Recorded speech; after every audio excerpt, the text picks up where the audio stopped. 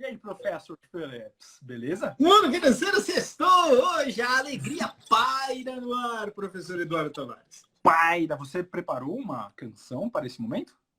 Mas é claro, né? Se você me permitir, se quiser também, enfim. Olé! Olé!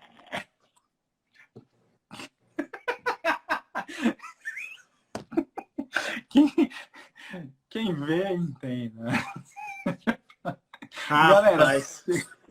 Galera, hoje nós vamos continuar falando de fundos de investimento. Faz a pergunta que você me fez nos bastidores. Faz. Vai. A Rayane Almeida, ela está dizendo boa noite, né? Porque ela é uma moça educada, ao contrário do pessoal que habita o mundo financeiro. Não, porque eu já tinha falado boa noite para ela antes de você entrar, então nem vem. Muito bem, está aqui também Juscear dos Santos conosco, está a Priscila, e hoje nós falaremos sobre os rasos, certo? Isso. Era esse o comentário dos bastidores que eu queria que você fizesse, para que vissem como nós somos estranhos. É ou não é? Muito bem. Então, hoje é a derradeira sobre fundos, certo? Infelizmente, depois disso, você volta a falar. Quer dizer, felizmente ou infelizmente, depende da interpretação. Mas você volta a conduzir este agradável bobeito. Mas hoje nós vamos falar mais um pouquinho de fundos. Hoje eu separei aqui uma batelada de questões para a gente discutir principalmente classificação dos fundos, certo? E tributação. Tem algumas questõezinhas aí de tributação. Podemos? Vamos recordar, então? Vamos que vamos. Vamos resolvendo o exercício aqui, que aí a gente fala de conceitos. Ops. Vamos lá. Como tá a tela aí, Felipe Alves? Tá bom, dá para ler. Então vamos lá. Os fundos curto prazo, segundo a classificação feita em função do imposto de renda, são aqueles que têm. Aí você, como diz o professor Felipe, vai que nem uma vaca brava e pensa: eu sei!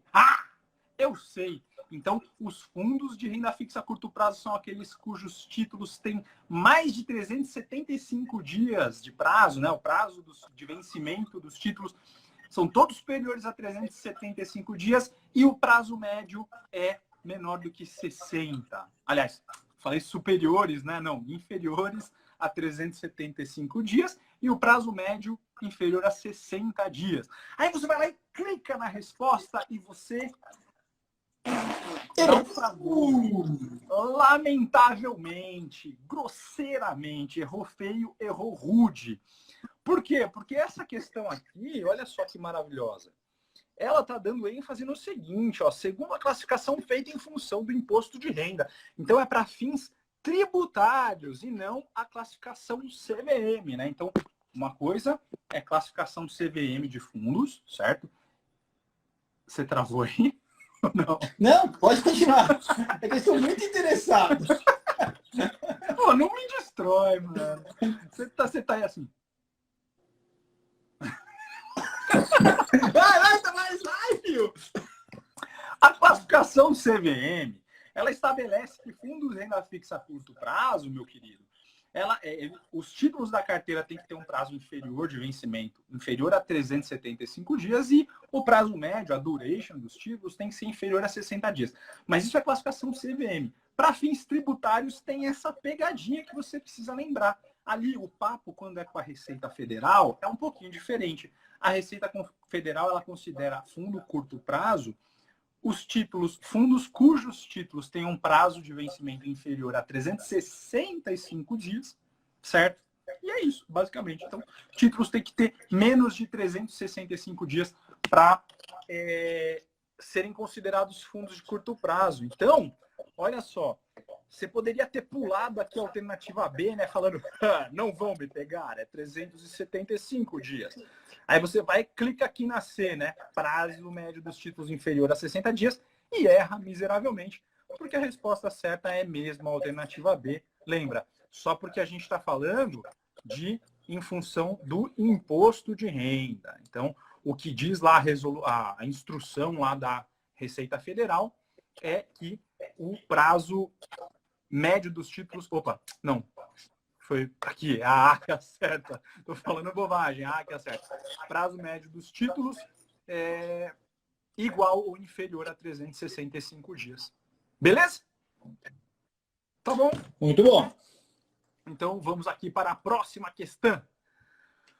Um fundo de ações tem que aplicar no mínimo. Então, aqui, meu amigo, não tem muito o que discutir, né? A gente tem que saber isso aqui, tem que lembrar da classificação CVM, né? Um fundo de ações tem que aplicar no mínimo 67% do patrimônio em ações, né? Então, para ele ser considerado fundo de ações e para, inclusive, ter o tratamento tributário de um fundo de ações, né? Ele tem que ter, no mínimo, 67% do patrimônio alocado em ações. Não vamos falar muito mais sobre isso, que vai aparecer uma outra questão parecida. Mas lembra disso, então, não é misterioso, né? E pode muito bem aparecer, certo? Numa prova. O que você acha, Felipe? Essa questão tem cara de prova? Já vi que essa questão, né, na prova, desse jeitinho mesmo. Tem muito cara de prova, da Ancor, do CEA, né? Então é bem comum aparecer, certo? Beleza. Bom, lembra aí, fundo de ações, 67 cursa. Vamos para a próxima. O Feira está perguntando, Du, se refere à questão, esses 365 dias é o prazo médio da carteira, é isso? É, isso mesmo. Aquela primeira questão. Sim, da carteira, exatamente. 365 dias tem que ser o prazo médio daí para baixo, né? O prazo médio da carteira. Só complementando, tá, Feira? Esse prazo médio é o que a gente chama de duration da carteira, né? Então, é a ponderação entre o valor presente de cada título e o seu vencimento. O prazo médio, ou seja, a média dos vencimentos ponderado pelo valor presente, o peso de cada título, tem que ser menor ou igual a 365 dias. Exato. Eu esqueci de me afastar quando eu virei a câmera. Mas perdão, que susto, Tavares! Perdão por essa visão do inferno. Vamos lá. Próxima questão. Um fundo de renda fixa de longo prazo, na ocasião da cobrança da tributação que ocorre semestralmente, a alíquota será de quanto? Né? Então, nós estamos falando aqui de um fundo de renda fixa, tributação semestral, você sabe que é o Come Cotas, né? Que é uma antecipação aí da tributação, sempre em maio e em novembro, no último dia útil desses meses, né? Vai lá o leão e vai dar uma mordidinha e vai arrancar ali algumas cotas do investidor, que são que é a incidência de tributação ali sobre o patrimônio que o investidor tem naquele fundo. Professor Tavares, por favor. Por que se chama Come Cotas? Justamente porque quando incide a tributação, depois, no dia seguinte, o investidor vai lá dar uma olhada, ele tem um número inferior de cotas. Justamente tem menos cotas, né? Menos cotas do que tinha antes. Menos cotas! O leão come, é um safado. Ele vai lá e come cotas. Então ele arranca parte do seu dinheirinho suado que estava ali no fundo, certo? Isso sempre em maio e em novembro, certo? Ou no resgate também acontece a tributação, né? O que acontecer primeiro aí. Essas menos cotas geram uma perca de rentabilidade, se é que você não entende. Gera. Uma coisa que a gente sempre fala aqui, na verdade o Felipe, com essa cabeça brilhante, sempre fala aqui, é o seguinte, né? Você vai lá fazer a sua reserva de emergência num fundo DI, não é tão legal quanto fazer em LFT, por exemplo, em Tesouro Selic, né? Porque lá no fundo DI vai ter justamente o Come Cotas, que vai rapando sua rentabilidade. E no longo prazo isso daí tem um impacto bem significativo, né? E isso não acontece lá no Tesouro Selic. A tributação vai incidir só quando você resgatar. E aí vai ter a ver com o prazo que você deixou lá o título, né? A tabela regressiva do imposto de renda. Correto? Fuja para os montes, fuja para os vales. Fuja do Come Cotas. Fuja do Come Cotas. Olha o que acontece então. Se a gente está falando de um fundo renda fixa longo prazo, você precisa lembrar que a alíquota de Come Cotas é de 20%. Se a gente estivesse falando de um fundo renda fixa a curto prazo, então seria 15%. Mas nesse caso, a alternativa B é a alternativa correta, né? Você não está invertendo não, Du? Longo prazo? Isso. Nossa, tô. Ai, que burro. Não, tá certo. Não tá certo, Felipe? Me ajuda. O longo prazo é 15 e o curto é 20, não é? Nossa, eu tô falando bobagem. Gente, é verdade. Que burrico. você está pensando numa coisa e falando outra. Eu conheço essa dissonância, né? Esse problema que acontece na cabeça de mentes brilhantes, carecas e brilhantes. Pior que foi isso mesmo, foi um ato falho. Mas é verdade. Então, desculpa, hein, pessoal. É o contrário, né? Quando é longo prazo, é 15%. E quando é curto prazo, é 20%. Tá aqui, ó. Tá aqui, ó. Tá aqui na tela. Deixa eu mostrar para você aqui. O burro do professor fez esse equívoco. O professor errou! Deu vermelho! É 15%, meu querido. Peraí, deixa eu voltar aqui a tela. Então, marca na sua cabeça aí, depois desta presepada que esse animal aqui fez, que, então, quando a gente está falando de fundo de longo prazo, é 15%, e quando a gente está falando de fundo de curto prazo, é 20% a alíquota do Come Cotas, né? Acaba que é um incentivo aí para que você deixe a sua grana num prazo mais longo, né? É um incentivo tributário para que você faça aplicações de mais longo prazo, privilegie aí o longo prazo, né?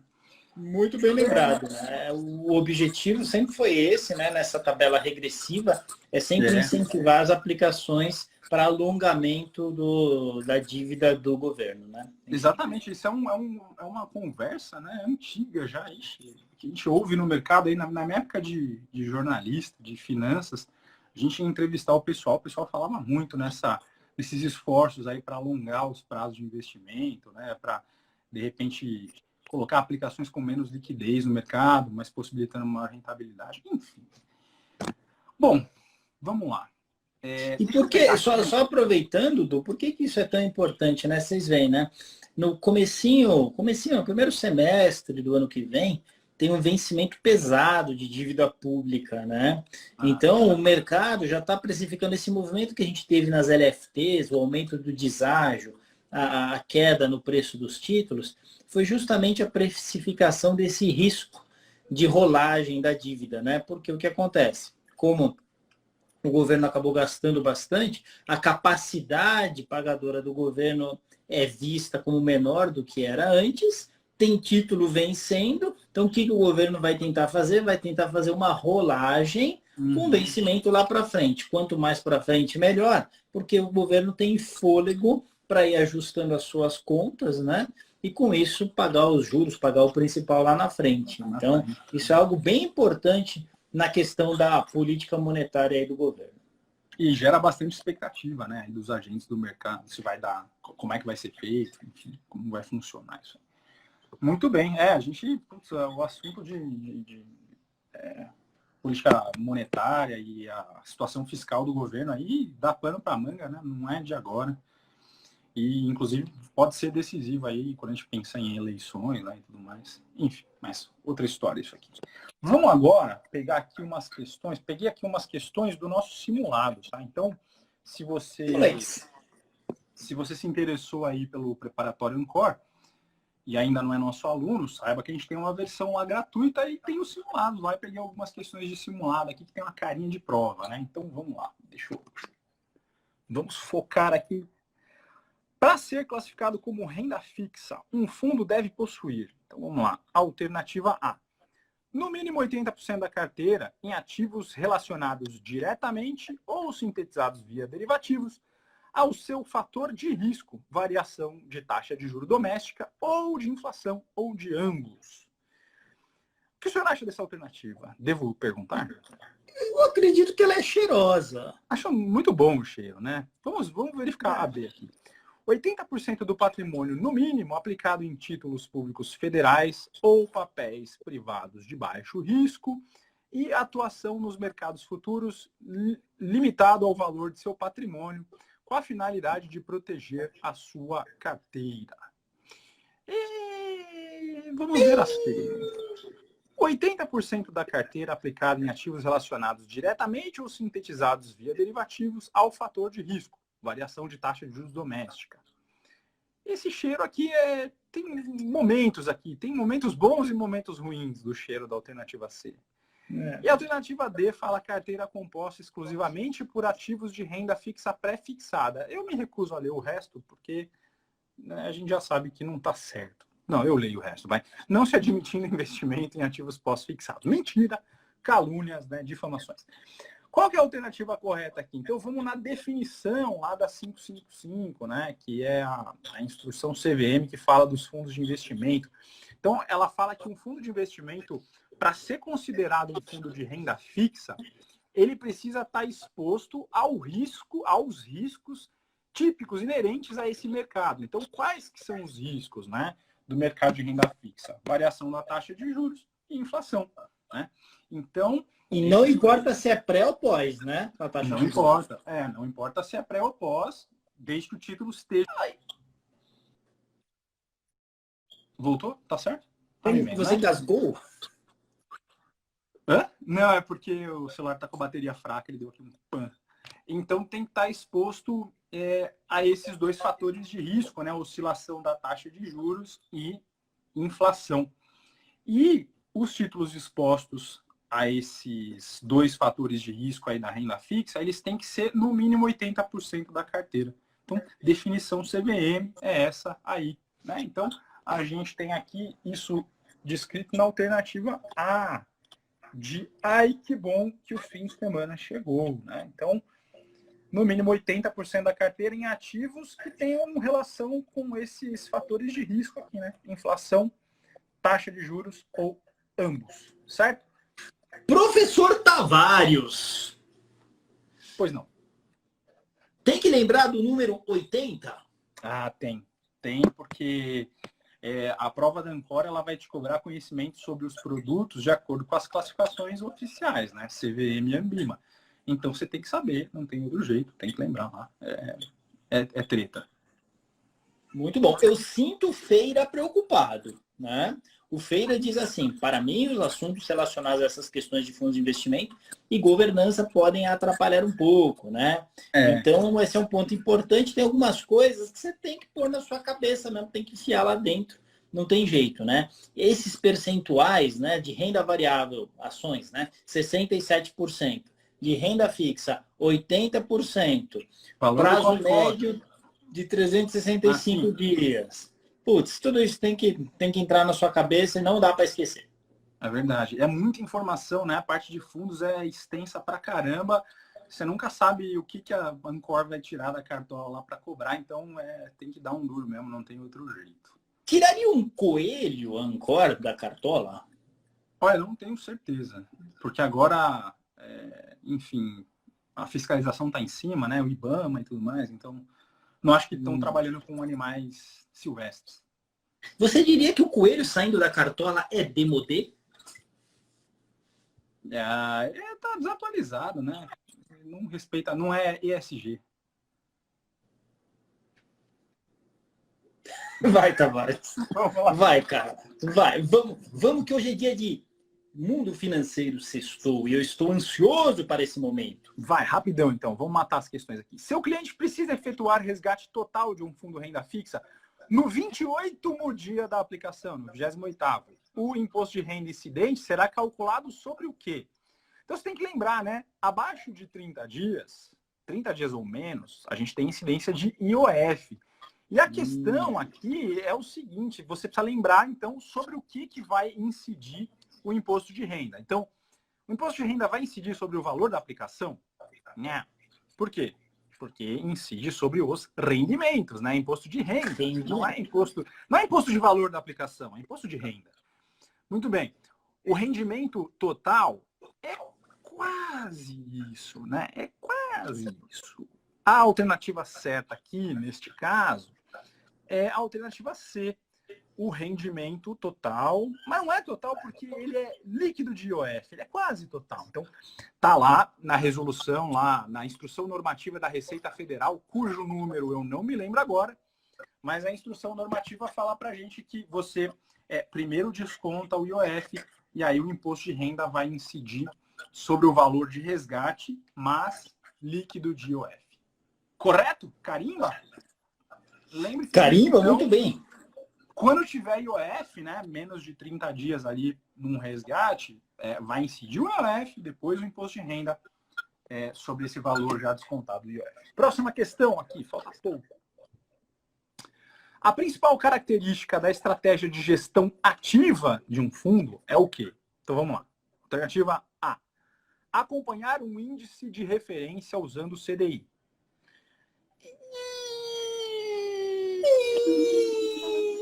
Seria esse daí, tem cara do passivo, né, Tavares? É o outro. Então, né? Porque, vamos ler as alternativas. Superar no mínimo em 10% o índice de referência.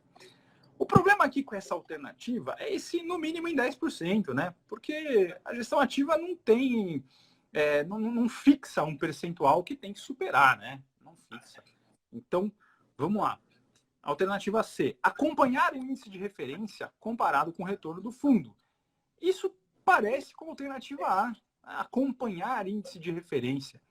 E olha só o que diz aqui a D, ultrapassar um índice de referência comparado com a rentabilidade do fundo. Essa aqui, ela é muito bonitinha e não por acaso ela é a resposta correta aqui, né? Vamos rapidão recordar, né? Um fundo de gestão passiva, ele vai acompanhar um índice de referência. Se for um fundo de ações passivo, vai acompanhar o Ibovespa, pode ser, o IBRX 50, não sei.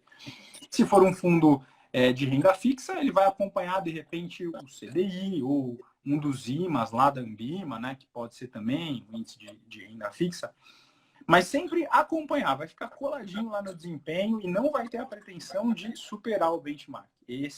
O que quer superar o benchmark é o fundo de gestão ativa. Aí o gestor, ele vai ficar mexendo na carteira, buscando as melhores oportunidades para passar o benchmark, né? E aí vai ser cobrada depois uma taxa de performance sobre o que ultrapassar o benchmark. Mas não tem essa de um percentual fixo, né? 10%, como diz uma das alternativas aqui. É simplesmente a busca de superar. Aí depois a taxa de performance cobrada é outra história. Certo? Então é a D a correta aí, né? A D é a correta, né? É o fundo que quer superar o índice de referência. Você tem lá um benchmark tipo Ibovespa, você quer bater ele, você quer ir melhor que ele. Portanto, você vai operar ali, vai gerir ativamente a carteira. Fechou? Muito bom. E aqui, olha só quem voltou aqui. O fundo de curto prazo. Para que seja enquadrado como um fundo curto prazo, a carteira deve obrigatoriamente. Essa questão, repare bem, como diz o Ciro Gomes. Não fala de critérios tributários, né? Não é para a Receita Federal. Aqui a gente está falando de classificação CVM.